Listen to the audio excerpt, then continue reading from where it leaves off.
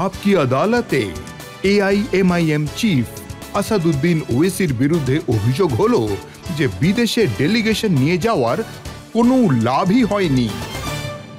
ওবেসি সাহেব, আপনিও ডেলিগেশন নিয়ে গিয়েছিলেন। ভারত 7টা অল পার্টি ডেলিগেশন পাঠিয়েছিল, কিন্তু দেখুন অনেকেই এখানেই বলছেন যে তার কোনো লাভ হয়নি।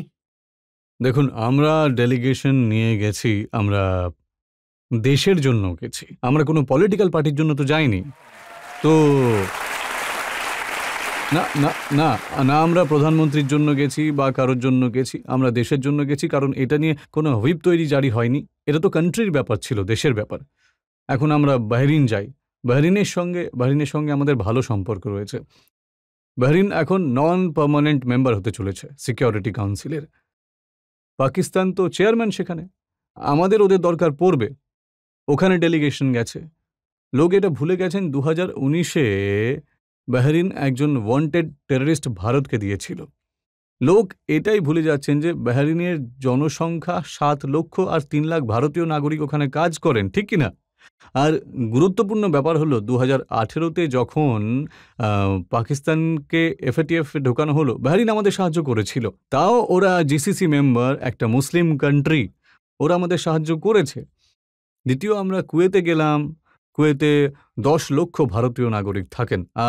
আর কুয়েতেও আমাদের মনে হয় 2019-এ একজন ওয়ান্টেড টেররিস্টকে তুলে দিয়েছিল। কুয়েতেও আমাদেরকে এই 4টে দেশই আমাদের যে গ্রুপ দিয়েছিল, middle east, north Africa task ফোর্সের মেম্বার এরা, আর ওদের আমাদের সাহায্যের দরকার আছে। কুয়েতে আমরা ওদের প্রাইম মিনিস্টারের সঙ্গে দেখা করেছি, ওখানে ওদের কাছে যে শুরা রয়েছে তার সঙ্গে দেখা করি আমরা। বাহরিনে যেমন আমাদের লোকসভা রয়েছে না, ওদের যে স্পিকার রয়েছে ও ব্যাঙ্গালোরের পড়াশোনা করেছে। উনি বলেন, হ্যাঁ আমি জানি, আমি ওনাকে মনে করাই, স্যার ব্যাঙ্গালোরের ইনস্টিটিউট অফ সায়েন্সে টেররিজম অ্যাটাক হয়েছিল। উনি বলেন, ইয়েস, আমি তো ব্যাঙ্গালোরে পড়াশোনা করেছি, ওটা তো প্রিমিয়াম ইনস্টিটিউট, আমি জানি, আমার ওটা নিয়ে খুব কষ্ট হয়েছে। কুয়েতে গেছি, তারপর কিংডম অফ সৌদি আরবিয়াতে গেছি, ওখানে জানেন 27 লক্ষ ভারতীয় কাজ করে চলেছেন। আর আমরা ওখানে বলেছি, ওনাদের মনে করাই যে 2012-তে আপনাদের উলেমা টেররিজমের বিরুদ্ধে ফতোয়া দিয়ে দিয়েছিল, আর ওই ফতোয়াতে আপনারা বলেছিলেন অর্থের যোগান পেলেই টেররিজম হবে। তো যত ওদের ফরেন অফিস রয়েছে, ডেলিগেটস তাদের সঙ্গে দেখা করে, তারা বলেন একদম ঠিক বলছেন আপনারা, আমরা ফতোয়া দিয়েছিলাম। আমরা ওনাদের মনে করাই যে মেতে 2003-এ রিয়াদে আল কায়দা হামলা চালিয়েছিল। ওনারা বলেন যে ইয়েস, আমরা ভিকটিম হয়েছিলাম। আজ থেকে 6 বছর আগে হুতিরা আরম্ভের উপর মিসাইল ব্লাস্ট করে। সৌদি আরবিয়া আমাদের জন্য ইম্পর্টেন্ট, কারণ আবার এফএটিএফ এ নাম ঢোকাতে হবে। আর এই যে 3টে কান্ট্রি রয়েছে, এদের বড় ইনফ্লুয়েন্স রয়েছে পাকিস্তানের ওপরে। আমরা যখন গিয়ে ওদেরকে বলছি যে দেখুন, এই যে টিআরএফ অর্গানাইজেশন পেহেলগামে হামলাটা করেছে, এই যে এলইটি আর পাকিস্তান স্পন্সর টেররিজম রয়েছে, আপনারা নিজেরাও টেররিজমের ভিকটিম হয়েছেন, সেটা আল কায়দার হাতে হোক বা দাইশের হাতে হোক, কিন্তু এদের আইডিওলজি আর পাকিস্তানের টেররিজম ওই একই ভিত্তির ওপর তো দাঁড়িয়ে রয়েছে। তো আমরা গিয়ে এগুলোই বোঝাই। দেখুন, ডিপ্লোমেসি তো একদিনের কাজ নয়, যেহেতু মানে মুরগিকে বসালাম, ডিম দিল আর কাজ হয়ে গেল, এইভাবে তো হবে না, ঠিক কিনা? তো এটা তো একটা কন্টিনিউ করে যেতেই হবে। আমি শুনেছি আপনাকে অনেক সমস্যার মুখেও পড়তে হয়েছিল, সৌদি আরব অনেক প্রেসার তৈরি করেছিল যে পাকিস্তানের সঙ্গে আলোচনা করো। হ্যাঁ, আমাদের যখন ওদের যে এমওএস ফরেন অ্যাফেয়ারের সঙ্গে কথা, 2 ঘন্টার কথাবার্তা হলো, 2 আওয়ার্স। আর আমি বলতে চাইবো যে জয় পান্ডা খুব সুন্দরভাবে নিজের দক্ষতার পরিচয় দিয়েছেন। এরপর আমিও অংশ নিয়ে নিই। তখন দ্বিতীয় ডেলিগেটস যে মেম্বার ছিলেন তিনিও বলেন, আমরা ওদেরকে বলেছি, ওরা বলে আপনারা পাকিস্তানের সঙ্গে কথা বলেন না কেন? আমরা বলি, কে বলেছে আপনাকে আমরা কথা বলি না? 26-11 হলো, আমরা আলোচনা তো করেইছিলাম। আর আমাদের ইন্ডিয়ান ইনভেস্টিগেটর গিয়ে পাকিস্তানের ইনভেস্টিগেটরকে পুরো ডিএনএ স্যাম্পল তো দিয়েই আসে। আজমল কাসবকে জীবিত ধরা হয়েছিল, ও ডেড বডি থেকে আমরা স্যাম্পল পর্যন্ত নিয়েছি। ওদের রেকর্ডেড কনভারসেশন, যেটা ওয়েস্টার্ন ইন্টেলিজেন্স আমাদের রেকর্ড করে দিয়েছে, যে পাকিস্তানে বসে মুম্বাইয়ের যে হোটেলে টেররিজম করেছে তাকে মেরে দাও, আমরা ওদের সব কিছু দিয়ে দিয়েছি, ট্রায়াল এগোয়নি। আর আমরা ওদের বলি যে জাকিউর রহমান লাকভি, যাকে অ্যারেস্ট করা হয়েছিল পাকিস্তানে, সে জেলে বসে সন্তানের বাবা হচ্ছে। এতে হাসার কিছু নেই, এটা চিন্তার বিষয়। এত গ্রেভ অফেন্স রয়েছে টেরোরিজমের, আর ও জেলে বসে এইসব করে চলেছে। ওরা বলে আমরা কথা বলিনি। আমি বলি, আমি নিজে পার্সোনালি নরেন্দ্র মোদীকে ক্রিটিসাইজ করি, এটা একদম সত্যি, যে পাঠানকোটের পর আপনি পাকিস্তানের আইএসআইকে কেন এখানে আসতে দিলেন? এলো ওখানে কি হলো? এমন তো নয় আমরা কথা বলি না, আমরা কথা বলেছি অবশ্যই, ওদের সব কিছু বলেছি।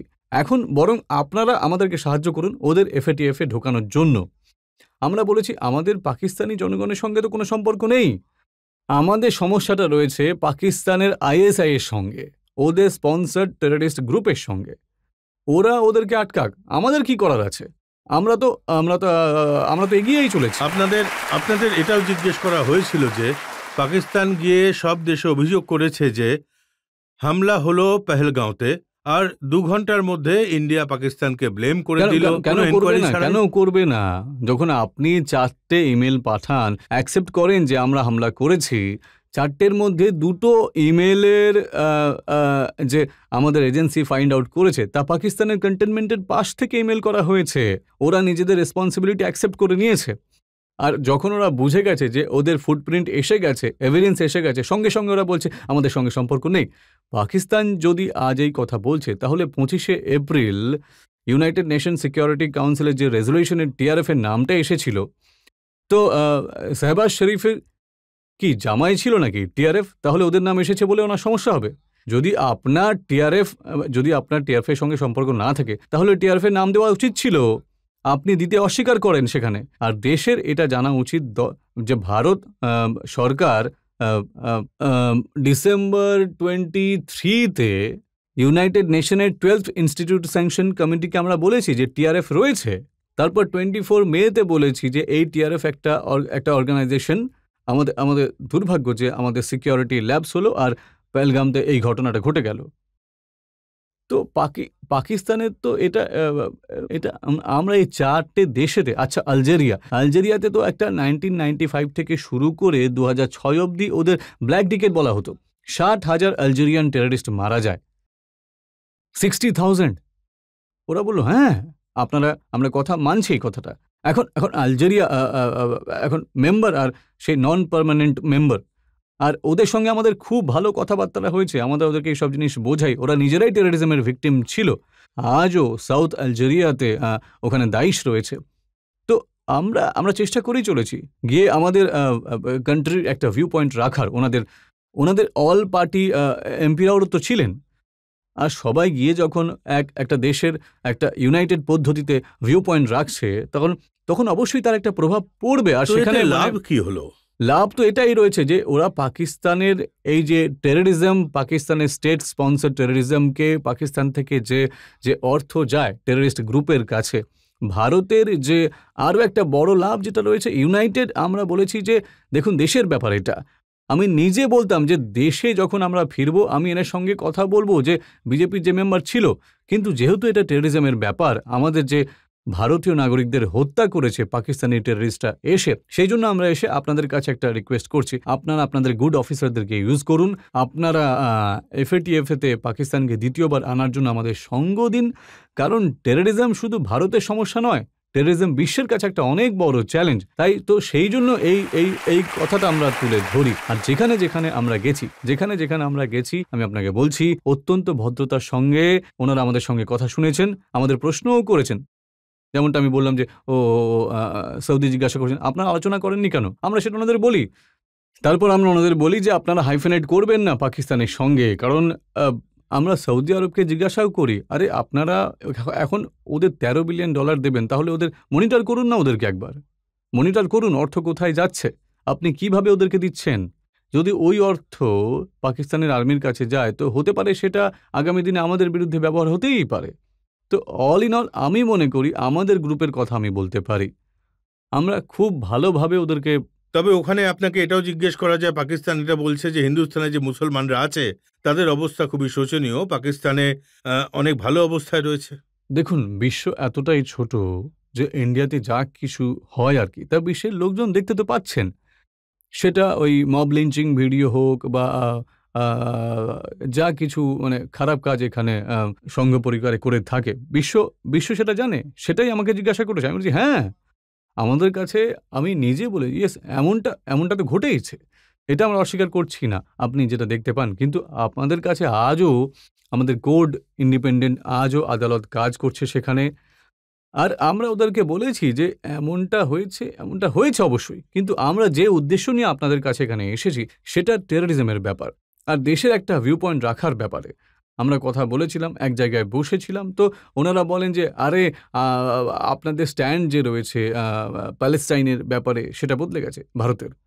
আর আমরা বলি আরে ভাই, প্যালেস্টাইনের ব্যাপারে স্ট্যান্ড কোথায় বদলে গেছে? আমাদের স্ট্যান্ড তো আজও সেটাই রয়েছে যেটা নেহেরু মহাত্মা গান্ধীর ছিল। ঠিক আছে, এখন বিজেপি পাওয়ার একটু সফট রয়েছে প্রেজেন্ট ইসরায়েলি ওই প্রেসিডেন্টের ওপর আর কি। কিন্তু আমরা ওদের জিজ্ঞাসা করি যে ভাই আপনি এটা বলুন যে আজ যে জায়গায় আমরা বসে আছি আপনারা প্যালেস্টাইনদের জন্য কি করছেন, আপনারা কি করছেন একবার বলুন তো।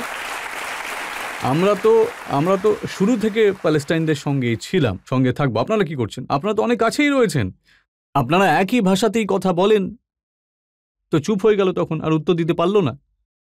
এখন কিছু লোক তো এটাও বলছে আপনার বিরোধ তো রয়েছেই, কারণ ডেলিগেশন যখন দেশে ফিরে এলো প্রধানমন্ত্রী সবাইকে ডেকেছিলেন, কিন্তু আপনি ওনার সাথে দেখা করতে যাননি। বুঝতে হবে যে আপনি নরেন্দ্র মোদীকে দেশ মনে করেন নাকি দেশে আমাদের সবাইকে মনে করেন। দেশ আলাদা জিনিস, দেশের জন্যই তো আমরা ওখানে গেছি, কোনো প্রাইম মিনিস্টারের জন্য তো আমরা যাইনি। যদি প্রাইম মিনিস্টারের জন্য যেতে হতো তাহলে আমরা যেতামই না। যেখানে দেশের ব্যাপার জড়িত রয়েছে আমি বললাম অবশ্যই যাব, কান্ট্রির জন্য গেছি। বরং 2012-13-তে একটা ট্র্যাক টু ডিপ্লোমেসিতে যশবন্ত সিনহা সাহেব, মণিশঙ্কর সাহেব, আমরা অনেক এমপি মিলে গিয়েছিলাম, বিজেপির এমপিরাও পর্যন্ত ছিল ওখানেও। পাকিস্তানের টিভি চ্যানেলে আমরা ওদেরকে অনেক কথাই বলেছিলাম সবসময়। এমন নয় যে ওখানে গিয়ে আমরা আমাদের ভিউ পয়েন্ট ভুলে যাব। তো কান্ট্রির জন্য গেছি, এখন দেশে ফিরে চলে এসেছি, তো অবশ্যই বিজেপির বিরুদ্ধে ছিলাম আর বিরুদ্ধেই থাকবো, আর বলতেও থাকবো। এখন কংগ্রেসের লোকজন বলছে যে জঙ্গিরা যেভাবে খোলাখুলি ঘুরে বেড়াচ্ছে সেভাবে আমাদের এমপিরাও আলাদা আলাদা দেশে ইচ্ছা মতো ঘুরে বেড়াচ্ছে। দেখুন, এই যে বয়ান রয়েছে জনাব জয়রাম রমেশ সাহেব দিয়েছেন, ঠিক আছে, ওনার পার্টির যে এমপিরা গেছে তাদের সঙ্গে ওনার সম্পর্ক ভালো নয়। উনি ভুলে গেছেন যে সুপ্রিয়া সুলে ওনাদের ইন্ডিয়ার অ্যালায়েন্সের অনেক বড় একজন অংশীদার। ডিএমকে থেকে আমাদের বোন কানিমোজি ওদের অনেক বড় অংশীদার রয়েছেন, ওনাদের অ্যালায়েন্সে গেছে। তাহলে ওনাকে এখন কি বলবো? ঠিক আছে, আমরা তো ভারতের বি টিম, তো ওই নিয়ে আমাদের কোনো সমস্যা নেই, কিন্তু এই যে অ্যালায়েন্স গেছে এটা তো ভেবে দেখবেন একবার। এই ধরনের বয়ান দিয়ে আপনার কি সুবিধা হচ্ছে ওখানে? আরে ভাই, জঙ্গিরা ঘুরে বেড়াচ্ছে সে তো আমরাও বলছি, অপারেশন সিঁদুর ততদিন শেষ হবে না যতদিন না 4 জন জঙ্গি ধরা পড়ছে। কিন্তু আপনার পার্টির এমপি, আপনার ইন্ডিয়া অ্যালায়েন্সের লোক যেখানে চেয়ারম্যান হিসেবে গেছেন, অথচ আপনি এই ধরনের বয়ান দিচ্ছেন, খুবই হতাশাজনক ব্যাপার। একজন নেতা তো এটাও বলছেন যে মোদিজি ট্রাভেল এজেন্সি খুলে দিয়েছেন আর পিকনিকের জন্য সব পার্টির এমপিদের পাঠিয়ে দিয়েছেন বিভিন্ন দেশে দেশে। তাহলে যিনি এই কথা বলেছেন তাহলে তাকেই তো চেয়ারম্যান বানিয়ে পাঠানো উচিত ছিল না? আর ওই না না না না একবার শুনে নিন আগে। আর যত আমাদের ফ্লাইট ছিল সব রাত্রেবেলায় ছিল। আর আপনি জানেন রাত্রে যখন ফ্লাইট হয় তখন আপনি ঘুমোতে পারবেন না। আর সকালে টাইম ডিফারেন্স যেটা হয়, যেমন আলজেরিয়াতে প্রায় 4 ঘন্টা আগে, দুপুরে আমরা পৌঁছালাম, আর ফ্রাইডে ছিল তখন 2টোর সময়, 5টার সময় আমাদেরকে বলা হলো চলুন অ্যাম্বাসিতে আপনাদের সঙ্গে আলাপ করবে সবাই। তো পিকনিকের কোনো প্রশ্নই নেই। কোথায় পিকনিক হয়েছে?